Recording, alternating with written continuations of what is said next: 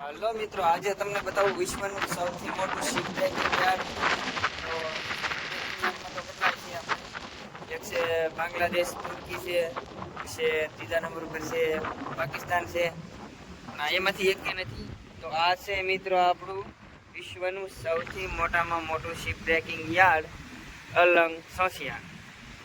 તો આમાં મિત્રો બધા નાના મોટી જહાજ બધે કપાવવામાં આવે છે. આ બધા કટિંગ માટે આવેલા છે, કાલમાં જ આવેલા છે. બે જહાજ નવા જ છે. જો મિત્રો કેટલા મસ્તીના શિપ છે, કેટલા નવા છે. તો એની ડેટ પૂરી થાય એટલે એને કટિંગ માટે આવવું જ પડે. તો આ છે આપણું અલંગ શિપ બ્રેકિંગ યાર્ડ, વિશ્વનું સૌથી મોટું, એટલે આપણા ગુજરાતનું આવેલું શિપ બ્રેકિંગ યાર્ડ. તો આની અંદર મિત્રો કેટલો સામાન બધો હોય છે, અલગ અલગ પ્રકારનો, અલગ અલગ વેરાયટી બધી.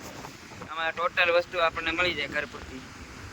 આમાં ગાડલા હોય છે, બધે પાના પકડને એવું વાહન તેને કેટલી વસ્તુ હોય છે, ખુરશી, ટેબલ, સોફા, અને આમાંથી આપણી વપરાશ ઉપર હાલતી ઘરની વસ્તુ પણ મળી જાય છે, વાસણ અને ટોટલ આમાં A to Z વસ્તુ હોય છે, લોખંડથી લઈને બધા મેટલ વગરની. તો મિત્રો તમે જોઈ શકો મિત્રો, આ છે અલંગમાં બધી નવા જહાજ આવેલા છે. આ છે આપણે અલંગ સોસિયાવાળી સાઈડ. તો મિત્રો એક વીક 2 દિવસ પહેલા આવેલું છે. કાંઠાવાળો બાકી એને આપિસ કરવાની તૈયારી કરે છે. ઓલી છે સેન બાંધે છે. ઓલી બાજુ પણ એક શીપ લાગેલું છે. એ કાલમાં થાય એવું નવું. બાજુમાં આપણી ઝાડ પણ દબાઈ ગયેલી છે અંદર, એટલે માછલા કઈ આવ્યા નથી. આગળ જાય પછી આપણું કામકાજ શરૂ થાય એમાં. અને અહીંયા તો આપણું કંઈ ખાવું દેવાઈ ગયેલું છે, પવનના કારણે બધું હેઠું આવી ગયેલું છે. આજ તો મહેનત વધી ગઈ મિત્રો.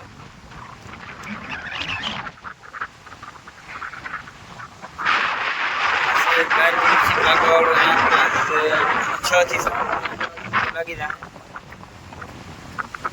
છે. નાની એવું જ નાનું નથી, આના જેવડું જ શીપ છે. એટલું આખું પડ્યું છે, બહુ આખું છે. મિત્રો કેમેરામાં પણ આખું દેખાય કેટલું.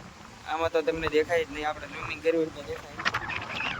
બાકી દરિયો કંઈક આવો છે આજનો, પવનનો વધારે છે, અને તોફાન જેવું માહોલ છે. બહુ ખરાબ દરિયો છે આજમાં. નવા શિપ જોવા માટે મિત્રો આપણી ચેનલને ફોલો કરતા જજો.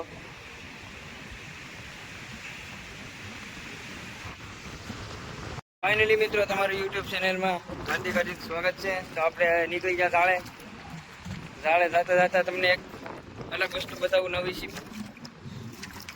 જોવા માટે વિડીયોને પૂરો જોજો, અને આપણી ચેનલને સબસ્ક્રાઈબ કરવાનું ના ભૂલતા, યુટ્યુબ ચેનલને. મિત્રો આ છે કંઈક નવું જહાજ આપણી ઝાડની અંદર આવી ગયેલું છે. તો મિત્રો કેટલું મસ્તીનું છે. કાંઠાથી થોડું કેટલું આગું છે, આ કિનારો છે. અમે જ્યારે બાંધવાની કામગીરી ચાલુ છે, અને આ બીચ પાસે પાણી આવે ત્યારે પૂરના પાણી 5 થી 6 થી 7 વાગે આપણી ઝાડ પણ દબાઈ ગયેલી છે અંદર.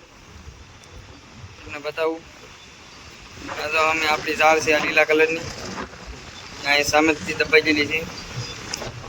આ છે શીપનો પંખો, સ્ટેરિંગ બે સાથે, અને ઓલી બાજુ પણ બીજું શીપ લાગેલું છે, આની જવડું છે, પણ એમાંય આપણી ઝાડ દબાઈ ગયેલી છે બીજી બાજુ. અને આમાંય આપણી અહીંયા બીજી ઝાડ છે આપણે ખોલા, એમાં પણ મહેનત બહુ વધારે છે. બધું નોખું પડી ગયેલું છે, ઢીંગાઈ ગયેલું છે, લટકી ગયું, ફટકી ગયું, તૂટી ગયું, ફાટી ગયું બધું. તો એ બધું સારું કરવું પડે એમ છે અત્યારે, એટલે આખો દિવસ થાય એમ છે, કારણ કે એમાં મહેનત વાળું કામ બહુ હોય. મિત્રો તમે વિચારો કે આ એવી રીતે પકડાય, આ જરૂર છે નથી. તો એવું કંઈ ન હોય આમાં. ક્યારેક જલ્દી કામ થતું જાય, ક્યારેક મોડું થાય. આમાં કોઈ ટાઈમ નથી હોતો નથી.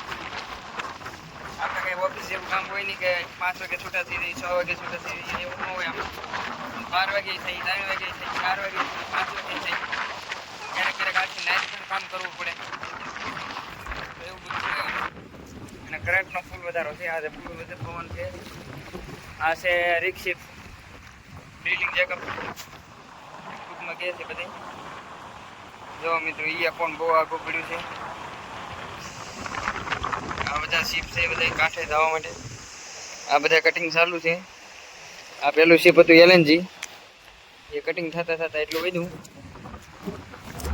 તો મિત્રો એટલા દરિયાની અંદરથી તમને વિડીયો કોઈ તમને નહીં બતાવે, આજે મેં તમને બતાવ્યો છે. તો આપણી ચેનલને આગળ વધારે મિત્રો, તો અલંગ યુટ્યુબ ચેનલને સબસ્ક્રાઈબ કરવાનું ના ભૂલતા આવા નવા વિડીયો જોવા માટે. તો આપણી ચેનલને સપોર્ટ કરો મિત્રો, તો આપણે આવા નવા વ્લોગ બનાવીએ. નકર તો આપણે વ્લોગ બનાવવાનો ફાયદો જ નથી કાંઈ. હજી એક બાર સીટ પડી છે, તમને બતાવો. અમે દેખાય તમને એનું હાથમાં બિસ્કિંગ છે. આજે 8 વાગે. તો ફાઇનલી મિત્રો એટલેથી આપણો વિડીયો રોકી દઈએ, કારણ કે અમારે કામકાજ છે. દાળ બધી ખારી કરવાની છે આપણે. આગળ નેક્સ્ટ છે પણ કરવાની છે આપણે, અને સારું કરવાનું છે. આ તો જજણા જ છે. આપ તો મરી જવાના એકલા આવેલા. તો ગાઈસ, તમારે આવા નવા વિડીયો જોવા માટે આપણી ચેનલને સબસ્ક્રાઈબ કરી દેજો. તો મળીએ નેક્સ્ટ વિડીયોમાં.